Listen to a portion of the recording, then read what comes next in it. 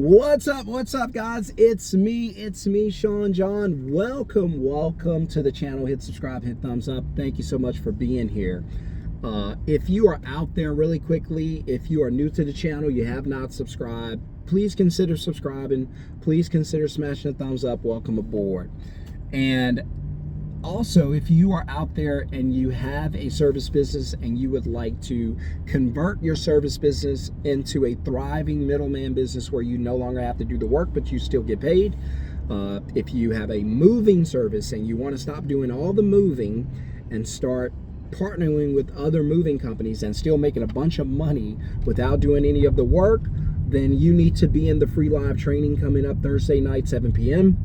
If you have any type of service business, or if you would like to start your own middleman company without having to do the work, creating a business that makes money from your phone without having to leave your house, then you need to be in that free live training that's coming up on Thursday night. So let's get into it. What is the market looking like? What is the economy looking like?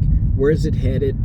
The real answer is it could be headed anywhere. And in most cases, the answer is probably not going to be what you desire to hear. And so let's dive into it. Let's talk about it. Let's chop it up. All right. So the reality of what we've been going through for the past about 4 years, I don't believe that's going to change anytime soon. And the thing that's going to hurt us the most is the interest rates were just reduced again, and they're probably going to, well, they're rumored to be dropped again. So interest rates going up is used to fight inflation. So if you are the working poor or you're the middle class, then you have to understand that inflation is your enemy, and I'm sure you do by now. But you also have to understand that inflation is a friend to the asset owner. So the person who owns the asset, they benefit from inflation. They benefit from price increase, cost increase. So the company, go look at it. Don't take my word for it. Go look at it. You'll see that companies are making record revenue numbers. Now, if it really costs more, like they say it does, it costs more to produce the things, then wouldn't it make sense that they no longer, so if it costs more to produce the thing and their margins are smaller and not as many people are buying the thing, then wouldn't the math make sense if they were not making as much as they once were?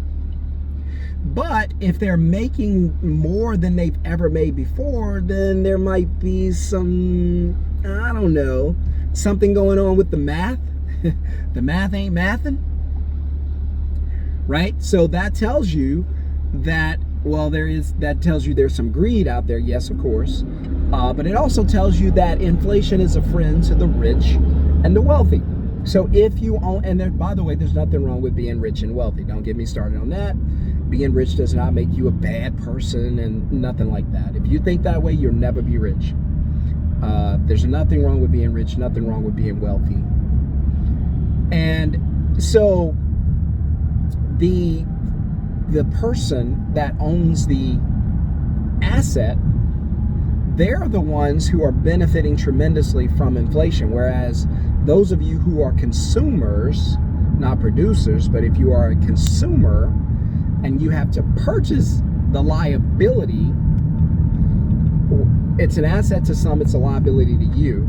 If you own the rental house and the rent is, $1,000 and the rent doubles to $2,000, then that's a win for the home owner. But for you who have to rent the house, if you have to rent the house, then that's a loss for you. So again, an asset, whoever owns the asset benefits from inflation, and whoever has to consume the asset in the form of a liability, they do not benefit.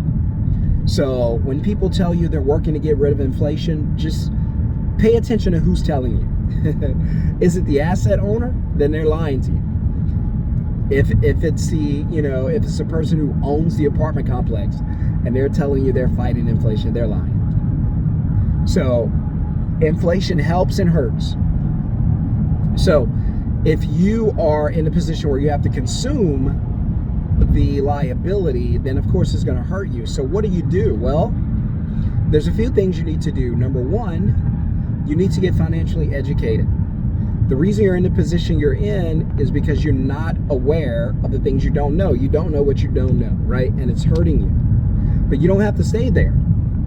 You can learn the things you don't know the things you don't know, right? Get to know the things you don't know.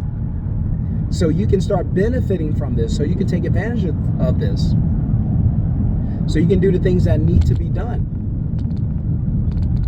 So what are you investing in? When you get extra time, what are you doing with your extra time, people? What are you doing? Are you buying things with your time that's going to help you and benefit you and grow you? Or do you come home and turn on the television and watch a series and get nothing accomplished after work? So I encourage you to start, to pick up financial education as a hobby. Start educating yourself, start learning, watching these channels, watching my channel, watching other channels, consuming the content, flipping your money mindset, making it something that'll work for you and not work against you. Getting that wealth mindset, developing a wealth habit. All these things are going to help you.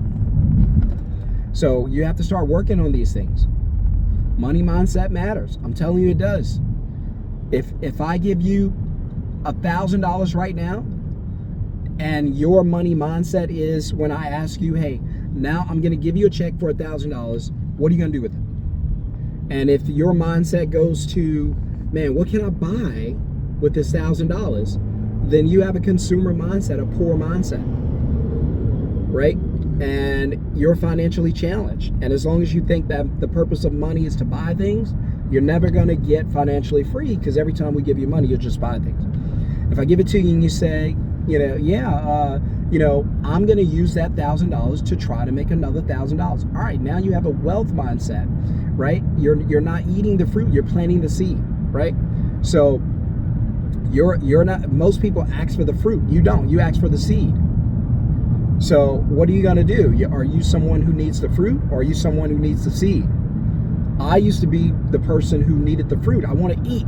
What about tomorrow? I don't care about tomorrow. I just want to make it through today. I just need to eat today. Give us this day our daily bread. I just need to eat today, right? And so now I'm someone that goes, all right, give me the seed.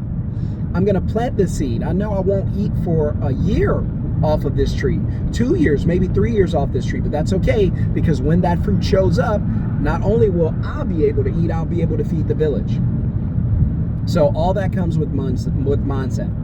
So if you can shift your mindset, change everything. I'm telling you, it's going to make a difference.